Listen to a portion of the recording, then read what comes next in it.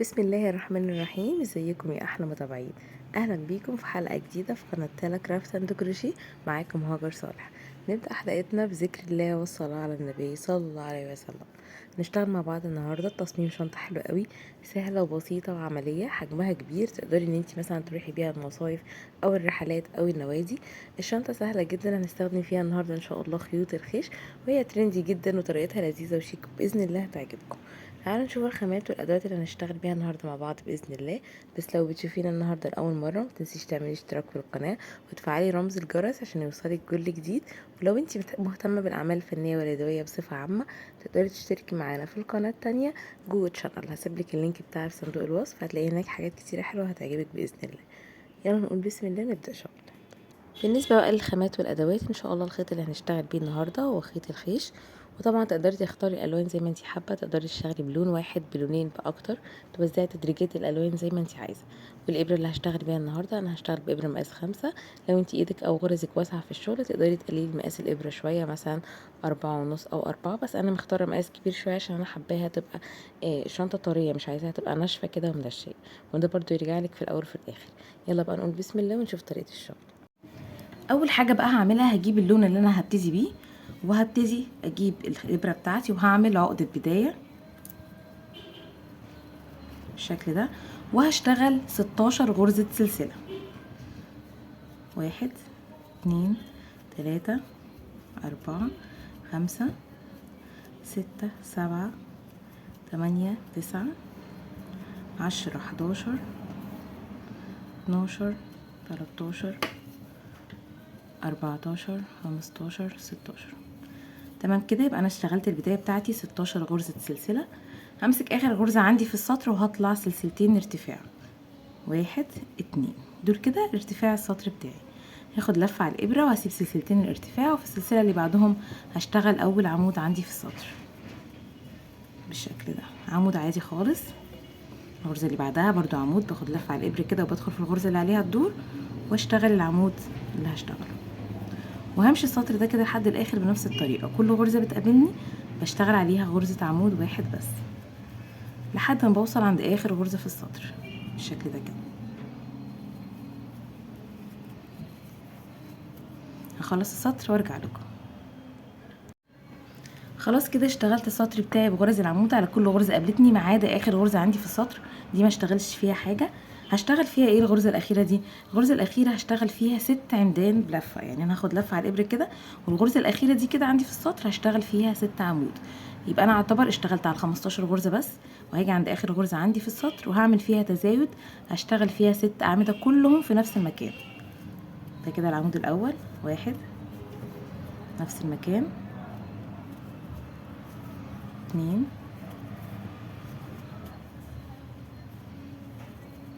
3 4 5 6. يبقى انا كده عملت التزايد في الغرزه دي، اشتغلت فيها 6 اعمده كلهم في نفس الغرزه.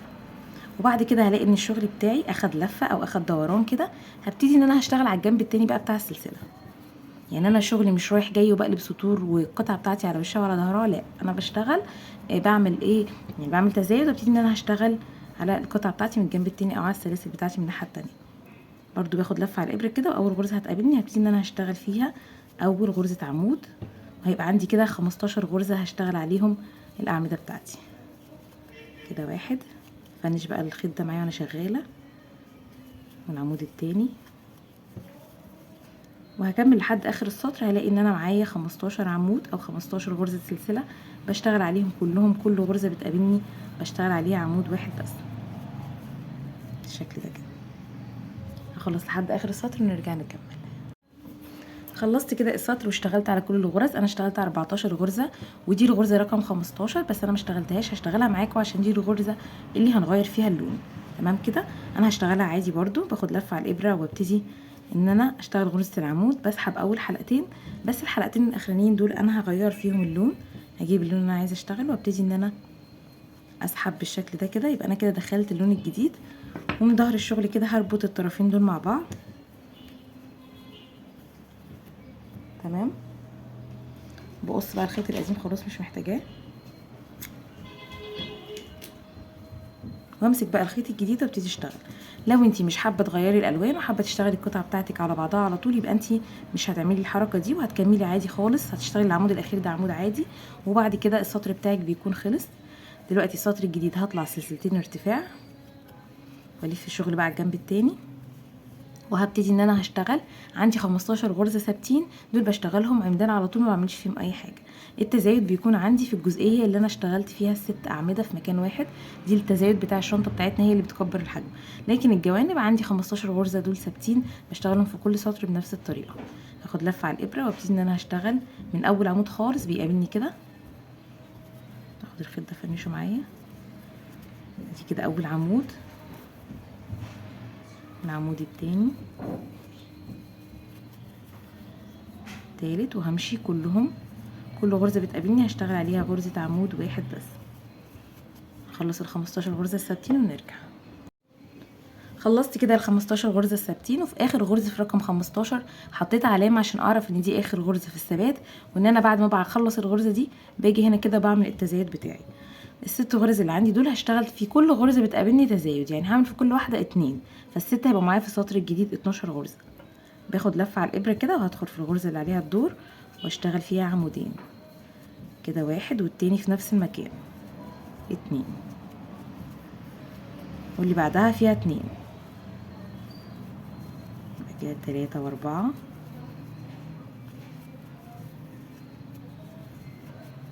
اللي بعدها فيها 2،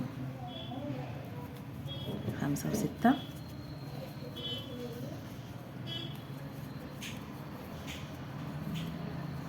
اللي بعدها 2، كده 7 و8،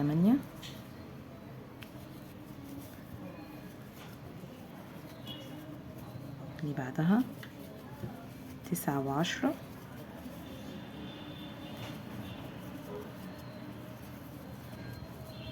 اللي بعدها فيها تزايد، يبقى كده ال11 وال12.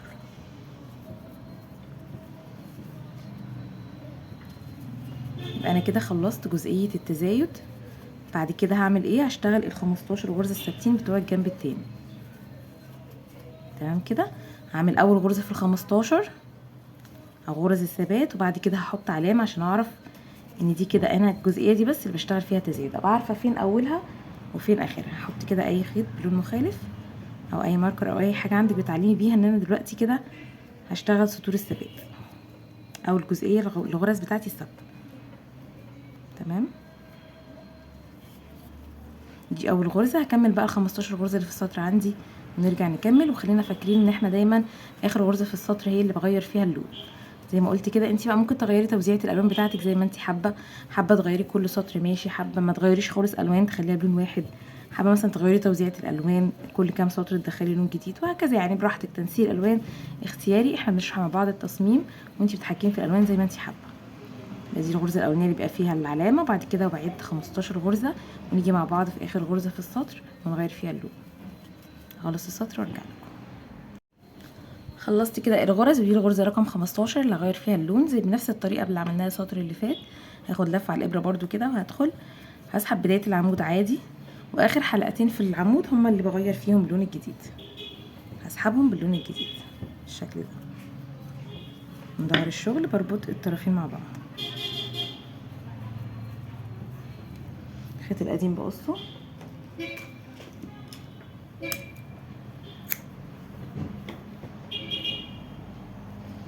امسك بقى طرف الخيط الجديد وابتدي ان انا هشتغل بيه. السطر الجديد بطلع له سلسلتين ارتفاع وبلف الشغل على الجنب التاني، وابتدي ان انا هشتغل الغرز الثابته اللي عندي. اول 15 غرزه في السطر بشتغلهم عادي جدا لحد ما اوصل عند جزئيه التزايد. سلسلتين الارتفاع دول احنا مش بنحسبهم معانا في العدد، يعني انا بشتغل اول عمود في نفس المكان اللي انا طالعه منه ده كده، وسلسلتين الارتفاع دول مجرد ارتفاع بس في السطر. دي كده 1 2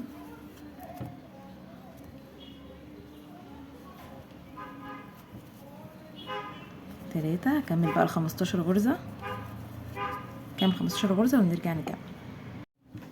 خلصت كده ال15 غرزه الثابتين عندي ونقلت العلامه منساش عشان اعرف فين بدايه التزايد. دلوقتي في الجزئيه دي هشتغل التزايد بتاعي، والتزايد هيكون ماشي معايا كالاتي: غرزه فيها عمود والغرزه اللي بعدها فيها تزايد. السطر اللي فات انا كنت شغاله تزايد في كل الغرز، الفتره دي او السطر ده هشتغل واحد فيه عمود وواحد فيه 2 عمود. باول غرزه هتقابلني هشتغل فيها عمود واحد بس، اللي بعدها فيها تزايد يعني هشتغل فيها عمودين في نفس المكان.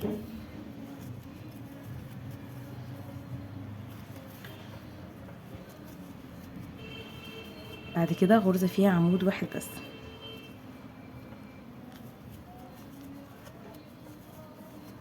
الغرزة اللي بعدها اشتغل فيها تزايد،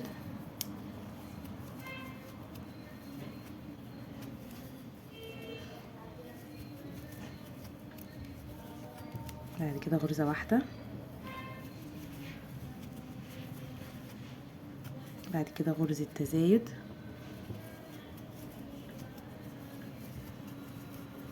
وبكمل جزئية التزايد بنفس الطريقة دي. غرزة بشتغل فيها غرزة واحدة بس، والغرزة اللي بعدها بشتغل فيها غرزتين لحد العلامة اللي انا حطاها، وبعد كده بوصل كده عند سطور الثبات او عند غرز الثبات. اسف، غرزة فيها واحدة واللي بعدها فيها 2.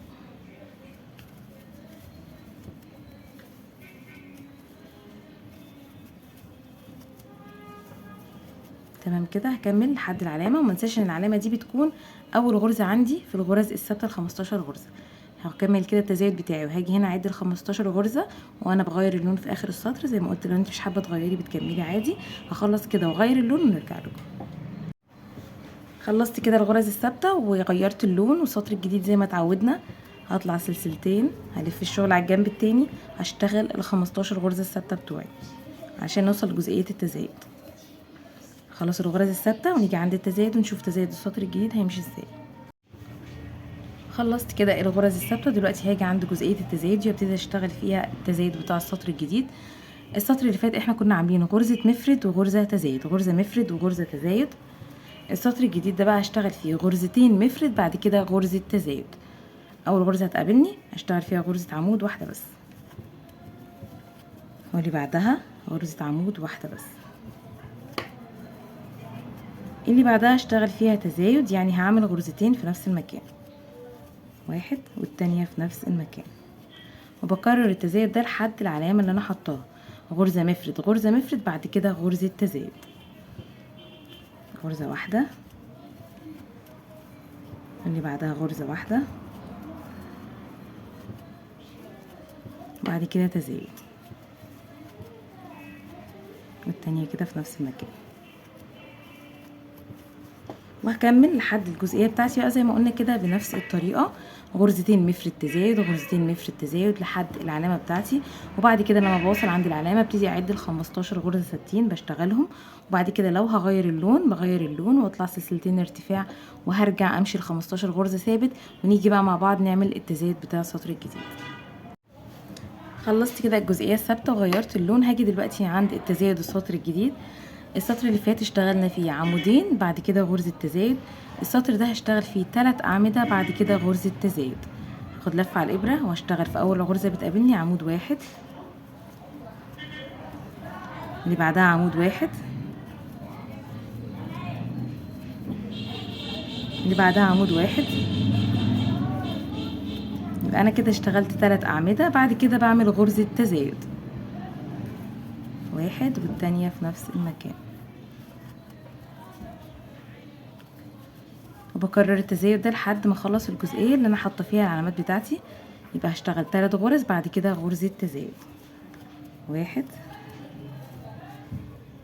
اتنين،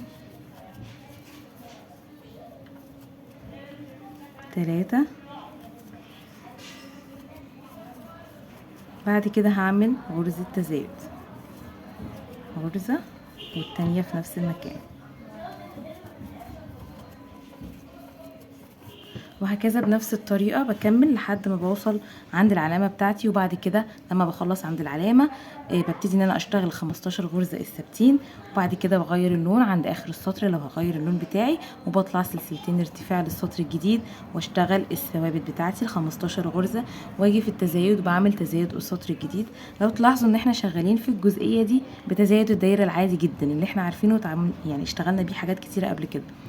دلوقتي السطر اللي احنا شغالين فيه كان 3 اعمده مفرد، بعد كده غرزه تزايد. يبقى السطر الجديد هشتغل فيه 4 اعمده مفرد، بعد كده غرزه تزايد. السطر اللي بعده 5 اعمده مفرد، بعد كده غرزه تزايد، واللي بعده 6 مفرد وتزايد، وهكذا لحد ما اوصل للمقاس اللي انا محتاجاه. يبقى انا بس الاختلاف اللي عندي ان انا عندي ثابت 15 غرزه بشتغلهم في الجنب ده، و15 غرزه بشتغلهم في الجنب ده، وعندي التزايد بتاعي متحدد في الجزئيه اللي انا بحط فيها العلامات. فاهمين ازاي؟ يعني انا كده بشتغل الثابت هنا 15، عندي التزايد بعمل فيه تزايد الدايره العادي جدا كده، عرفنا التسلسل هيكون ماشي معانا ازاي. وبعد كده عندي علامه في الجنب التاني، اول ما بوصل عندها ببتدي اشتغل ال 15 غرزه الثابتين. وزي ما قلت لكم التحكم في تنسيق الالوان او تدريج الالوان بيبقى راجع ليكم، ممكن تشتغلي الشنطه ساده خالص ما بتعمليش فيها اي تغيير الوان، وبتبتدي بعد كده تحطي عليها ديكوراتك زي ما انت حابه. اتمنى تكون الفكره واضحه معاكم لحد دلوقتي. هشتغل بقى التزايد لحد ما اوصل للمقاس اللي انا محتاجاه. انا في القطعه بتاعتي هشتغل لحد كام؟ هشتغل لحد 12 غرزه عمود مفرد بعديهم غرزه تزايد.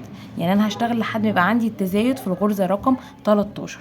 تقدري تكبري عن المقاس ده او تقللي زي ما قلنا، زي ما انت حابه تتحكمي في مقاس الشنطه بتاعتك. هخلص التزايد بتاعي وهعمل من القطعه دي قطعه واحده تاني كمان بنفس التنسيق الالوان بنفس الاعداد بنفس كل حاجه، وبعد كده نرجع مع بعض نشوف هنكمل ازاي ان شاء الله. اشتغلت كده في القطعه بتاعتي زي ما قلنا لحد ما وصلت في التزايد بتاعي ل 12 عمود مفرد، بعد كده غرزه تزايد. انا هوقف كده لحد المقاس ده، مش هزود عن كده تزايد. انتي لو حابه تزودي تمام، حابه تشتغلي مقاس اقل من كده مفيش مشكله. هعمل ايه بقى دلوقتي؟ طبعا انا كنت برضو بغير الالوان طول ما انا شغاله.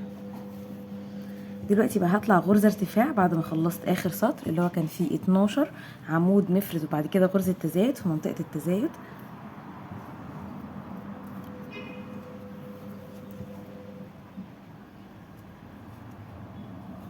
دلوقتي هطلع غرزه ارتفاع، وبعد كده هبتدي ان انا هشتغل بغرز الحشو على الجزئيه اللي فوق دي كلها عشان اقفل الخيوط دي كلها، وعلشان اقفل الجزئيه دي لما اجي ابتدي اكمل بقيه اجزاء الشنطه يبقى التقفيل بتاعي شكله كويس.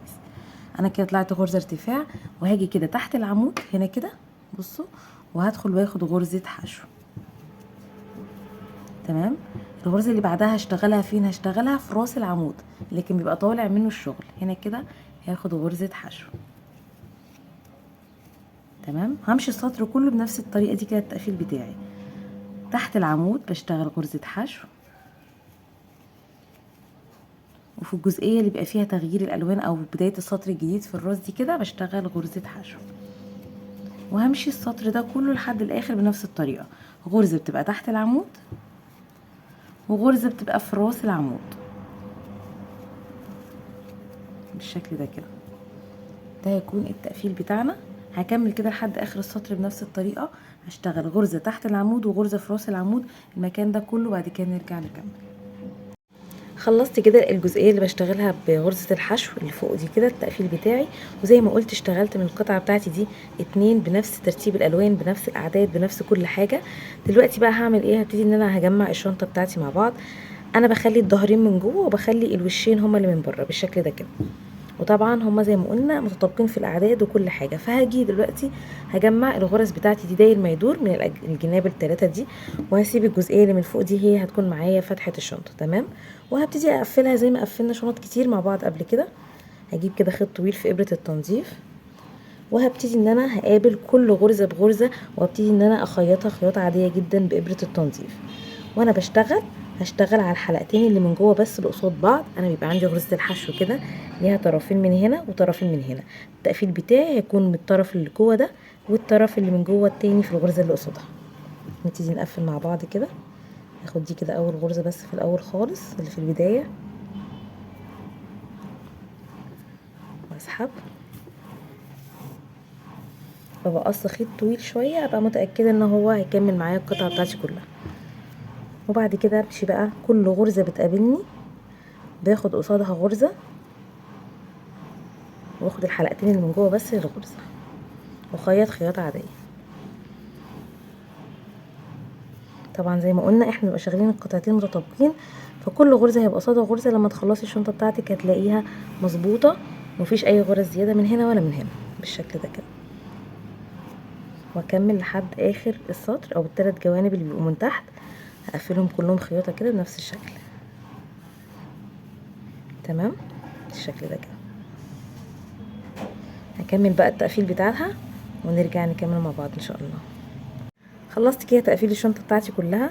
دي كده شكل الجوانب، دي كده فتحه الشنطه بتاعتنا من فوق. دلوقتي بقى هعمل ايه؟ هجيب اللون الاساسي اللي انا شغاله بيه اللي هو لون التجميع، اللون البيج ده او لون الخيش الاصلي، وهبتدي من الجنب من هنا كده، وهبتدي ان انا اوصل الخيط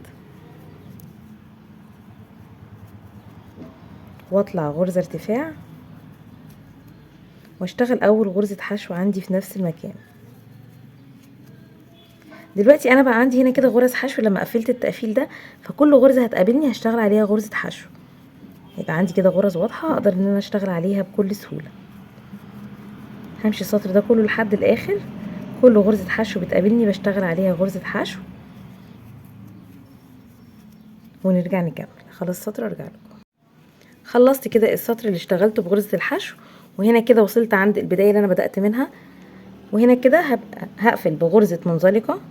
يبقى انا كده قفلت السطر اللي كنت شغالاه، وهطلع سلسله ارتفاع للسطر الجديد وهشتغل اول غرزه حشو في نفس المكان اللي انا قفلت بيه غرزه المنزلقه، وهلف برضو سطر داير ما يدور بغرزه حشو، واخلص السطر وارجع برضو اقفل بغرزه منزلقه واطلع سلسله ارتفاع للسطر الجديد والف سطور حشو.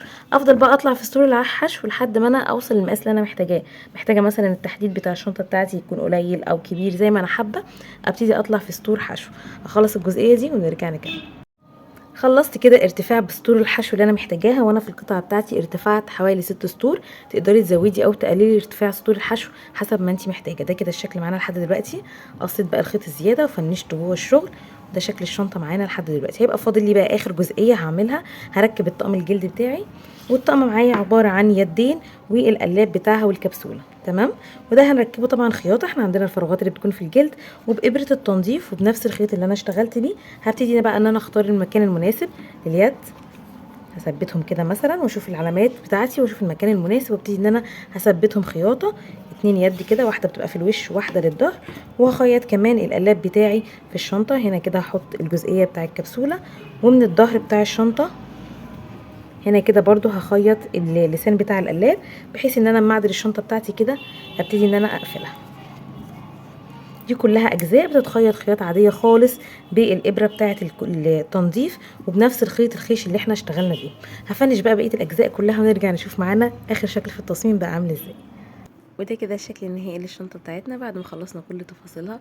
هي سهله وبسيطه، مش هتاخد معاكم وقت، وكمان عمليه وشيك جدا. اتمنى الفيديو كان عجبكم. لو الفيديو عجبكم ما تنسوش تعملوا لايك وسيبوا لي رايكم في الكومنتات، وباذن الله نتقابل على خير قريب في فيديو جديد. والسلام عليكم ورحمه الله وبركاته.